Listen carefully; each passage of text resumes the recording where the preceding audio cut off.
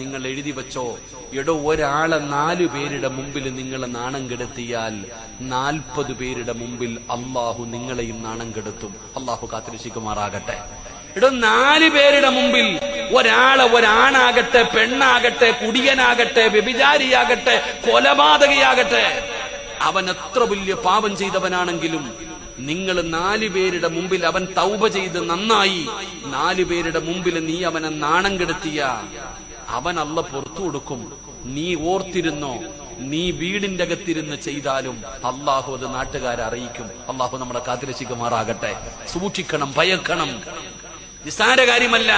നീ ആരും അറിയാതെ രഹസ്യമായി വീടിന്റെ അകത്തിരുന്ന് ചെയ്താലും അത് പരസ്യമാക്കും അല്ലാഹ്, അത് നാട്ടുകാരെ അറിയിക്കുമല്ല.